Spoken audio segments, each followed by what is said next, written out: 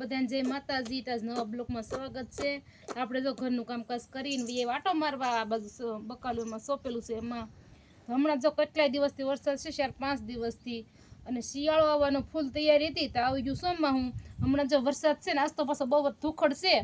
અને આપણે તો વરસાદ આવ્યો પછી તો જો ઘણા બધા ધાણા ઉગેલા છે. 2-2 પાંદડા છે ને એ પછી ઉગેલા છે વરસાદ આવ્યો પછી. અને 3-3 પાંદડા છે એ પહેલાંના ઉગેલા છે. અને મેથી જો આપણે હારી ઉગી ગઈ છે, મોટી મોટી થઈ ગઈ છે. હવે તો કંઈક 3-4 દિવસથી વરસાદ છે એટલે મેથી બળી જવાની છે. તો આપણે ઘરે આગળ જો શીકોડી સોંપવાની છે. અહીંયા બીજા કેરામાંથી કાલે લેવા ગયેલા હતા પ્રિયાંશીના પપ્પા, તો કાંઈ મળી નહીં. એટલે હવે પાછું જવું પડશે. 10 જમણ પછી આવશે. શીકોડી હોય તો શીકોડીનો સાયો સારો હોય, એમ સાડો સાયો થાય એટલે ઉનાળે સારું પડે બેહવાનું, લેટ હોય કે ન હોય. હમણાં જો 3-4 દિવસથી બહુ જ વરસાદ છે. કપા તો આપણે વીણાઈ ગયો છે, પણ ડુંગળીમાં જો આખતરી ડુંગળી છે એમાં તો ક્યારે પાણીની જરૂર છે બહુ વધતી. એટલે જેમ પાણી હોય એમ દડા હારા થાય. પાસ્તરી ડુંગળી છે એમાં તો જો પાણી વધી જવાનું છે. પાળા બધે ધોવાઈ ગયા છે. રોપ જો એટલામાં ખેંચો તો રોપે જો ઉગવા મળ્યો છે.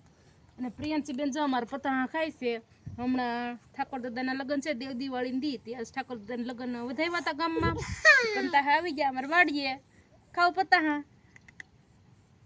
જો મોટી મોટી થઈ ગઈ પણ મરસા કઈ આવતા નહીં. પાંદડા હાવ ખરી ગયા. કુકડ કેટલો આવી ગયો. હવે તો ખેઈ ન નખાય, ખેઈ નાખવી. હવે એને 1-2 વાર ઓરિયા નાખી દીધું. ઓરિયાથી મરસા પડે જ નહીં, રીંગણાય ન પડે ઓરિયાથી.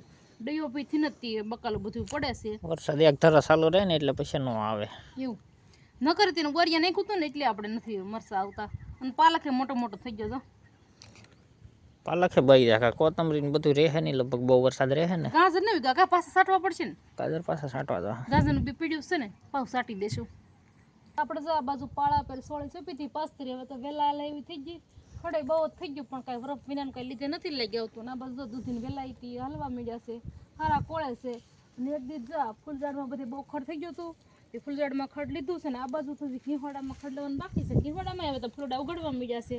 કાલે તો મેં અગરબત્તીનો ધૂપ આપ્યો હતો. મેં કીધું ઘીહોડા પડવા મળે. ઘીહોડા ન પડતા હોય તો આપણે અગરબત્તીનો ધૂપ આપીએ તો ઘીહોડા ચાલુ થઈ જાય પડવાના. તે કાલે તમે ધૂપ આપ્યો હતો. અને હવે તો 11 વાગી ગયા છે સવારના. અમારે પ્રિયાંશી બેનનો હુવાનો ટાઈમ થઈ ગયો છે. પણ પ્રિયાંશીને તો કાંઈ ઊંઘ આવતી નથી. જીકા પતાહા ખાય છે. હાલો બધા પતાહા ખાવા કે નહીં ઠાકોર દાદાના લગ્નના. અત્યારે સરસ મજાનું પોપિયું તોડીને લાવ્યા છીએ. પોપિયેલું અને ડીટીયું જો નૈયા રહી ગયું છે. પોપિયું પાકી જાય તો બહુ મસ્તીનું થાય ગળ્યું કા પ્રિયાંશી. અને અમે જો ખાવા બેસી ગયા છીએ પોપિયું. અમારે પ્રિયાંશી બેન જો મોળે છે. અને વરસાદે સવાર દિનો ચાલુ છે. તો આપણે જો પોપિયું મળવાનું ચાલુ કરી દીધું છે. પણ આમાં બી તો નેહરાની. આમાં જો 3 બી છે અને આમાં કેટલા છે? આમાં તો એક જ છે. જો તો નકર અમુક પોપિયા તો આખા બીના ભરેલા હોય. ખાંભળ આપણે જો પોપિયું ખાવાનું શરૂ કરી દીધું છે.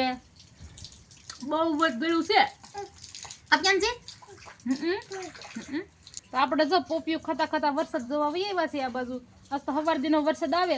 પવન નહોતો એટલે સારું હતું એમ. નકર પવન હોય તો વાસણનું બધું પલાળી દે ને. ઘડીક પહેલાં તો બહુ જ વરસાદ હતો. અત્યારે જો ધીમો પડી ગયો છે વરસાદ. ઊંઘારેલો બહુ જ છે હજી તો. આપણે જાય સકલા નીરાતા એક સકલી તો ખાઈ છે. ઘઉં ને બાજરો ને એવું નીર્યું હતું.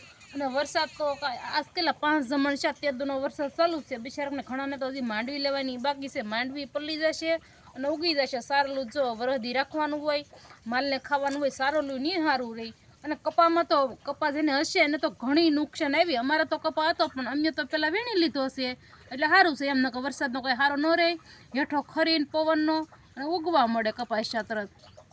આપણે જો પોપિયું ખાઈ લીધું છે ને પ્રિયાંશી બેન જો અમારે પોપિયું બગાડે છે બેઠા બેઠા. બટકા કરે છે કા. અને અમારે હવે કપાની ગાંહડી બધી બેવડવી છે. નાની છે એટલે બેવડી નાખી સારું પડે એમ.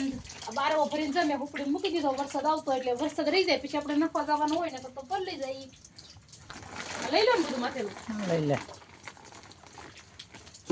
આપણે જો ગાંહડી આમ થપ્પી મારેલી હતી. 8 ગાંહડી હતી બધી આમ છૂટી મૂકી દીધી છે એટલે અમને બેવડે લગાવે. અને આ ગાંહડી હતી પહેલી બેની હતી. એમાં થોડુંક જાવ પૈસાનું હોય એટલે થોડુંક એમાં હારા કપામાં ભેળવતા જઈએ તો હાલી જાય એમ. હવે એકલી ગાંહડી ન રખાય. આમાં વધારે પૈસું છે. એની ગાંહડી બધી બેવડી કરી નાખી છે. સાથે મૂકી દીધું છે. બધેલું વાળી નાખ્યું છે. અને આપણે આ જો વરસાદ ચાલુ છે સવારથીનો.